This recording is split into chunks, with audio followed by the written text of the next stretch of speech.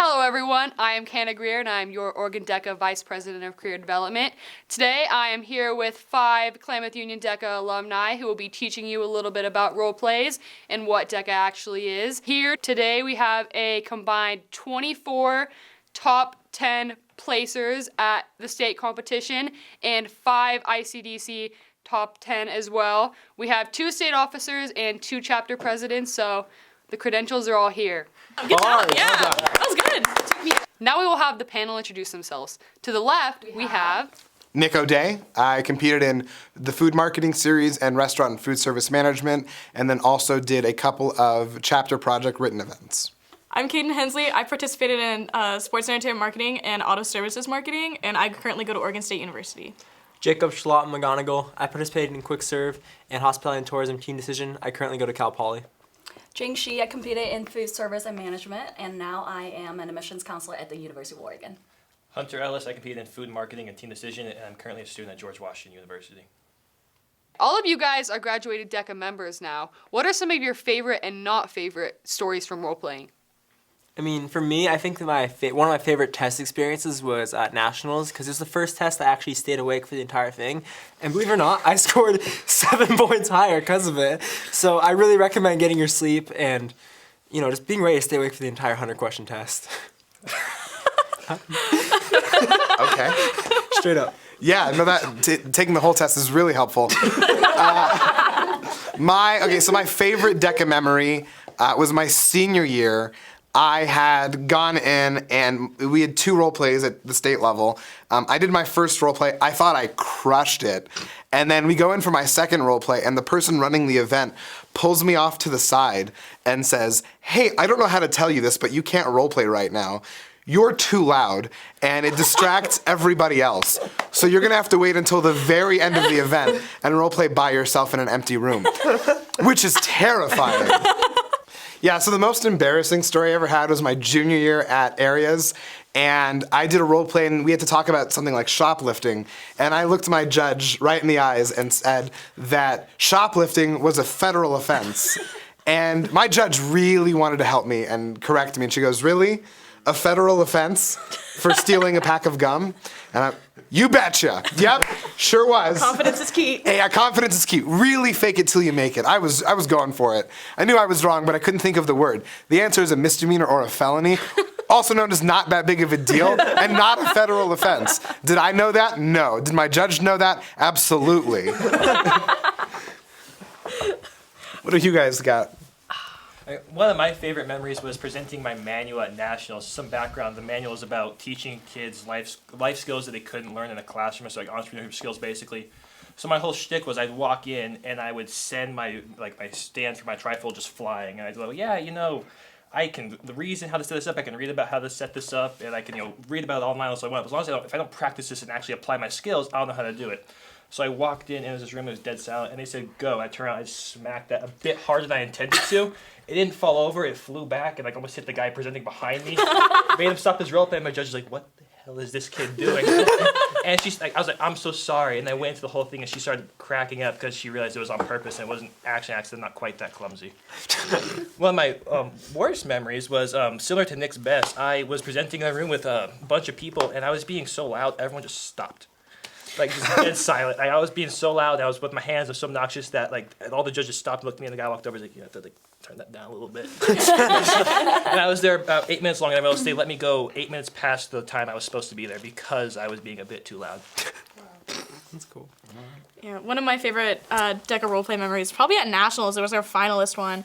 I was in automotive services marketing, and I remember just during it, I was just like, "Oh, I am on a roll, I'm doing good." I had a budget, I had a timeline, I just talked about economics and the downturn of the economy. I was just going so good. I was just really, really good. I even had a jingle. That did happen. And I just remember going out of there, and I shook everyone's hand. I had 3 judges. It was a 3-to-1. Scariest thing. And I remember I came out of there and just, I had the biggest smile on my face, and my advisor was there. It was just such a rewarding time just because I just got to see him, and I was like, "I think I did really good." And he gave me a big hug, and I mean, it turned out pretty well. I placed 3rd, so it was just a really cool experience just because you felt so confident in the moment, and you're kind of on this little bit of adrenaline. Probably one of the best moments. I don't have a bad moment. They're all bad. I'm kidding. Okay. Lucky you. No, I've had some bad ones. Just like Gamma, gamma. they're not that bad. They're not that or that bad. I don't know if I have a specific memory that I really, really like, one specific one. My favorite thing when I would get out of role play, it's knowing that I nailed those performance indicators. Like when Kaden was talking about those brochures, really study them because at times you'll have exactly what you're looking in there and then you're like, oh my God, I studied the right thing. I talked about it, like I nailed it, and it's just such a good feeling when you walk out of it. Yeah, I mean, the best feeling for me in high school DECA was probably winning state because it was like such a cool experience. And it was like, wasn't the event I was expecting to go to nationals in. Me and my team decision ended up winning. And it was like so cool, but also kind of like really funny because afterwards, like on the bus, we got like our scores back. And it was like 94 or whatever, but the comment on the back was Jacob. Really good eye contact, really good speaking, very confident. Information, not all correct. But I believed every word.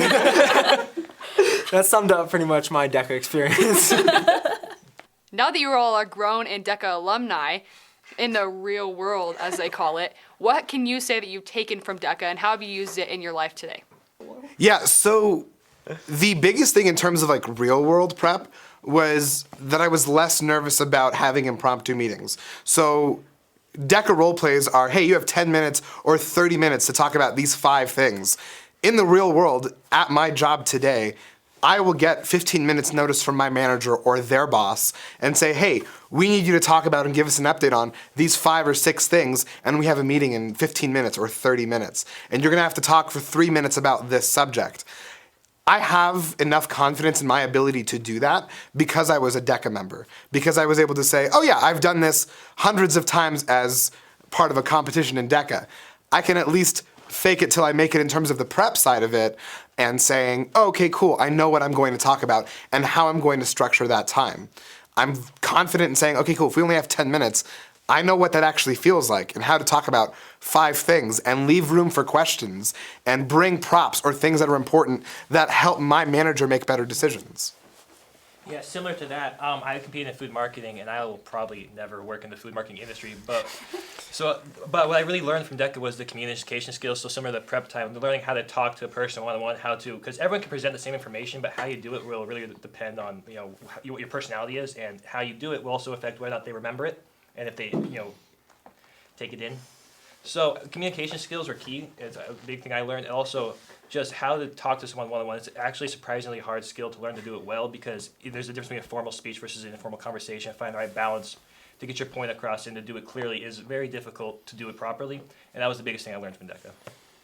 I was a business major in college, and being in DECA definitely helped me a lot when it comes to working in groups, working in public speaking. And so even now, like at my job, I'm so comfortable talking to people because I was in DECA. I meet with people every day.